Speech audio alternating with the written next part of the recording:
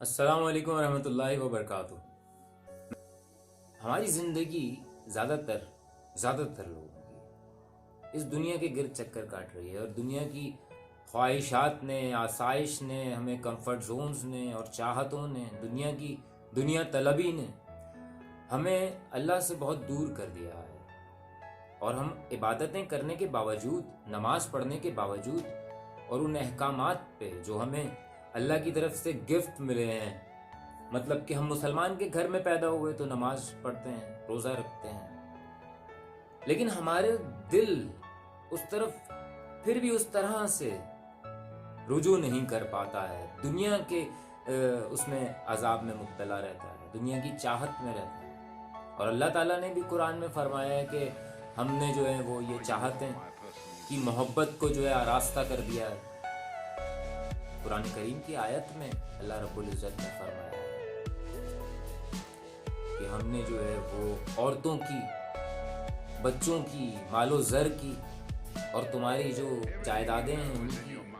اور تمہاری جو سواریاں ہیں ان کی چاہت کو، ان کی محبت کو اتنا آراستہ کر دیا ہے کہ وہ تمہیں اپنی طرف کھینچتے ہیں۔ بہرحال یہ تو ایک لمبی طویل بات ہو جائے گی، تمہید باندھی ہے میں نے۔ ان چاہتوں سے کیسے خلاصی پائی جائے، تو اس کا بہت آسان سا ایک نسخہ ہے جو مرشد پاک فرماتے ہیں،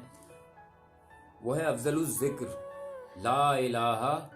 الا اللہ محمد الرسول اللہ صلی اللہ علیہ وسلم۔ لا الہ الا اللہ اسلام کا بنیادی رکن ہے کہ کلمہ پڑھ کے کوئی بھی انسان اعتراف کرتا ہے کہ وہ اللہ کا بندہ ہے اور اس کے سوا کوئی عبادت کے لائق نہیں ہے، اور محمد صلی اللہ علیہ وآلہ وبارک وسلم کے آگے سر تسلیم خم کرتے ہوئے محمد الرسول اللہ کی مالا جپتا ہے۔ مرشد پاک فرماتے ہیں کہ یہ اذکار کو اگر اس طریقے سے کیا جائے، اس پیٹرن کے ساتھ، سب سے پہلے اس کا ظاہری طریقہ میں آپ کو سمجھا دوں کہ دل کی جانب سے، یہاں جہاں ہمارا ہارٹ ہوتا ہے، یہیں پر ہی باطنی لطائف ہوتے ہیں جس کو میں ابھی ڈسکس نہیں کر رہا، صرف فزیکلی سمجھا کہ یہاں سے آپ آنکھیں بند کریں، کوشش کریں دو زانوں ہو کر پاک صاف جگہ پر تنہائی میں بیٹھ کر، آنکھیں بند کر کے، اور اس طریقے سے ذکر کریں، لا الہ الا اللہ، لا الہ الا اللہ، لا الہ الا اللہ۔ جو لا الہ الا اللہ کی اینڈ پر ہے کی ضرب ہے وہ دل پہ لگنی چاہیے، اور کوشش کریں کہ ایک ردھم میں کریں، اپنی باڈی پہ زیادہ سٹریس نہ آنے دیں، اپنی آواز کو بھی اپنے کنٹرول میں رکھیں کہ نہ بہت تیز ہو جائیں نہ بہت آہستہ رہیں، ماحول کی مناسبت سے جو آپ کو ڈسٹرب نہ کرے اور دوسروں کو بھی ڈسٹرب نہ کرے۔ اس طریقے سے اگر آپ یہ ذکر کرتے ہیں تو مجھے کمنٹس میں بتائیے گا پھر کیا ہوتا ہے۔ آنکھیں بند کر کے، اور کوشش کریں کہ دنیا سے اپنا رابطہ منقطع کر کے، تمام خیالات، پریشانیاں، غم، دکھ، سب کو اللہ کی بارگاہ میں رکھتے ہوئے، یہ تصور کرتے ہوئے کہ میرا الہ جو ہے وہ اللہ ہے۔ یہ جو دل میں بت پلے ہوئے ہیں یہ نہیں ہے، یہ جو ڈر خوف ہے یہ نہیں ہے،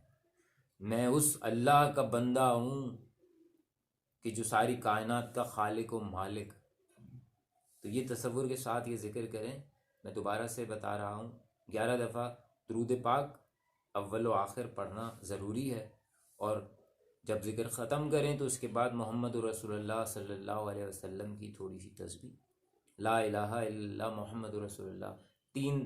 دفعہ یا 5 دفعہ یا 11 دفعہ آپ پڑھیں۔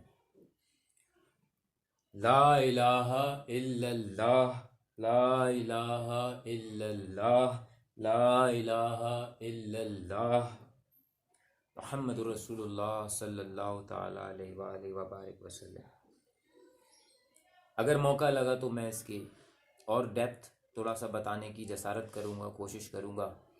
کہ یہ اس طریقے سے کرنا، اور گردن کو یہ مقام سے اور سر کو اوپر تک لے جانے کے مقاصد کیا ہیں۔ یہ طریقہ وہ ہے جو قرون اولیٰ کے اولیاء اکرام سے رائج ہے اور باقاعدہ کتب میں چلا آ رہا ہے۔ مرشد پاک نے اسی طرح ارشاد فرمایا۔ لا الہ الا اللہ محمد رسول اللہ صلی اللہ علیہ وآلہ وسلم۔ والسلام علیکم ورحمۃ اللہ وبرکاتہ۔